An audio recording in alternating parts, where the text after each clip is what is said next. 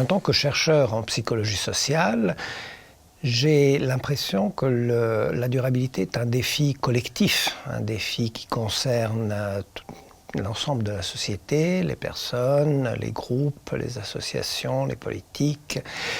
Et donc, en psychologie sociale, on essaye d'étudier le comportement qui favorise ou défavorise la durabilité comme un comportement collectif.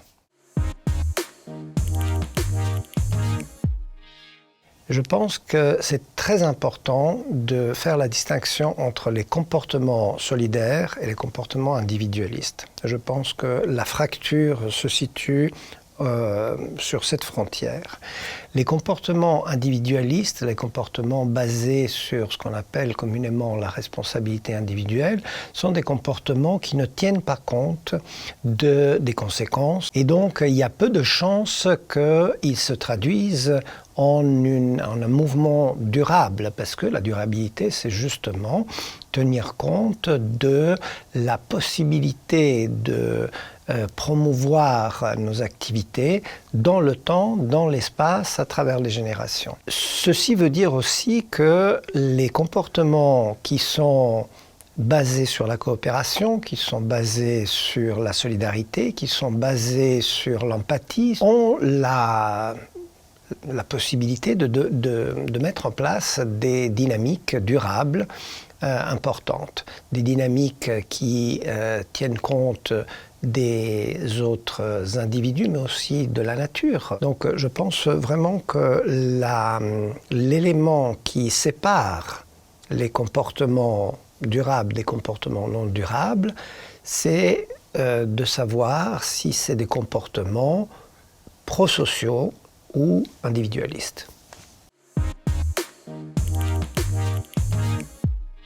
Alors nous avons un axe de recherche qui porte sur les changements de comportement environnementaux et nous avons pris le parti de les étudier chez les enfants.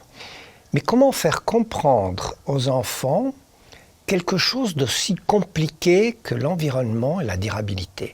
Le fait que tout est lié à tout, que les flux économiques sont liés entre eux, c'est très compliqué.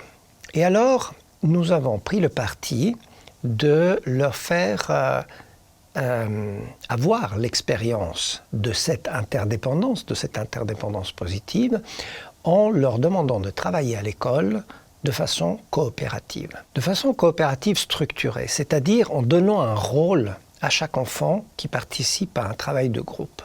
Et ça, c'est très important pour deux raisons. D'abord parce que chaque enfant se retrouve à avoir une dignité. Il n'y a pas le premier de classe qui fait tout et puis les autres qui font du freeride et qui laissent travailler les autres.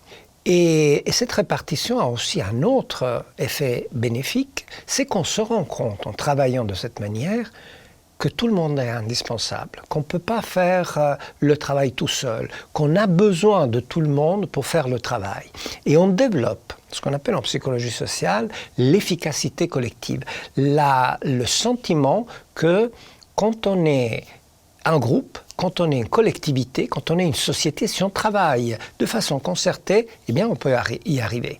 Parce que les questions d'environnement, les questions de changement climatique sont des questions qui font peur, qui donnent un sentiment d'impuissance.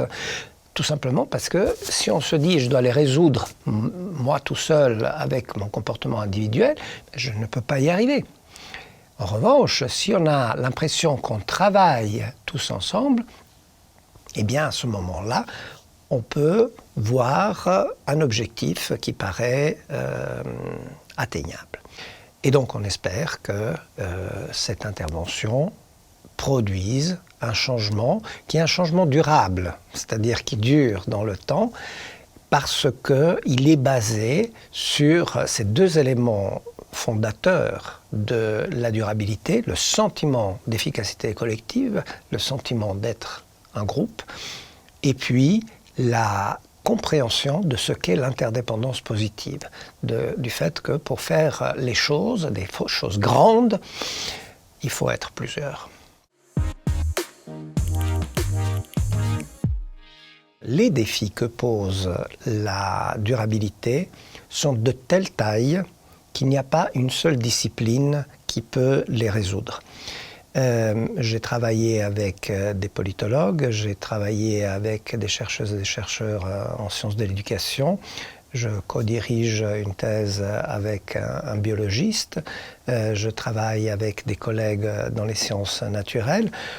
On essaye de mettre en place des dispositifs de recherche qui dépassent les frontières traditionnelles des disciplines, tout simplement parce que la taille, la complexité et l'interconnectivité des défis posés par la durabilité sont tels qu'on ne peut pas y arriver tout seul.